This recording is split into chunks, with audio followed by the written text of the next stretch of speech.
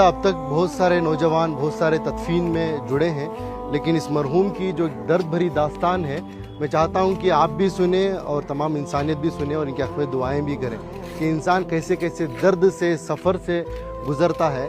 जब ये अच्छा कमाते थे, केरला में रहते थे, सऊदी को गए थे, सऊदी को जाकर 90s की बात कर रहा हूँ, उस वक्त पर इनकी सैलरी 30,000 रुपये थी। 30,000 रुपये कमा कर अपने बीवी बच्चों को इंडिया देकर भेजते थे, बच्चों को काबिल भी बनाया।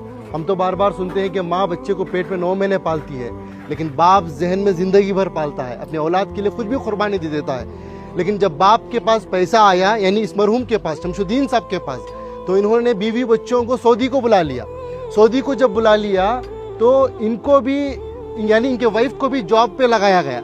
वो जॉब करना चाहती थी शायद, तो जॉब को उनको लगाया गया, तो उनकी सैलरी हो गई 60,000, इनकी सैलरी थी 30,000। फिर कुछ ही दिन गुजरे, उनके पास कुछ पैसा आया, उनकी बीवी के पास, इनको अपनी ज़िंदगी से दूर कर दिया। ये एक दिन था, ये अपनी बेटी से मिलने के लिए, अपने औलाद से मिलने के लिए सऊदी में ही, जो इनकी बीवी अलग फ्लैट लेकर रहती थी, वहाँ पर जाते हैं।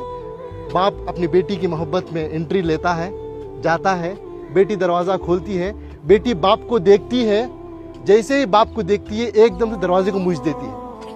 एक तमाचे की तरह इस मरहूम के चेहरे पर पड़ा। ये मैं नहीं कह रहा हूँ, ये इनकी खुद की ज़बानी है। मरने से पहले, कुछ दिन पहले इन्होंने इस वाक़े को बताया है। इसके गवाह हमारे इनायत साहब है, कहाँ है? हाँ, ये है। ये बता ये रहे हैं कि सऊदी से दिल दुखने के बाद, दर्द मिलने के बाद, बेंगलुरु के एक टॉप एरिया में एक बिल्डिंग में एक मैनेजर के तौर पर काम करते थे।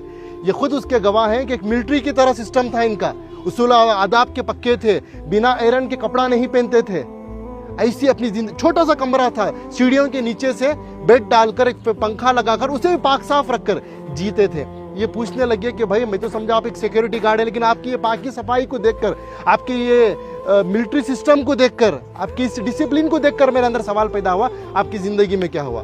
तो उन्होंने ये अपनी दास्तान सुनाई, ये दर्द बताया। तो बस मैं इंसानियत से यही बात कहना चाहता हूँ कि दौलत तो कमाना है, वो मुकद्दर की मिलेगी, लेकिन अपने रिश्तों को बनाएं पहले, अपने बच्चों को, अपनी औलाद को मुसलमान बनाएं, इंसान बनाएं।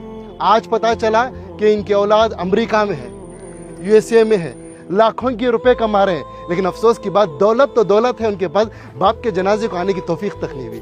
ये अल्लाह का करम है कि अल्लाह ने मुझे और आपको चुना है। मैं और आप आए नहीं यहाँ पर, अल्लाह हमें भेजा है, अल्लाह ने हमें ये तौफीक दी है, तब जाकर इस कब्रस्तान में आए हैं, इस मरहूम के जनाजे में शिरकत कर रहे हैं। इस मरहूम की नसीब देखिए, आज मस्जिद में नमाज़े के जनाजा अदा हुई। इनाम भाई, बड़ा मजमा था, मस्जिद के इमाम साहब, एक आलिम दीन ने इनका जनाजे की नमाज़ पढ़ाई, और तमाम अल्लाह के नेक बंदे मिलकर आकर आज तदफीन के लिए जुड़े।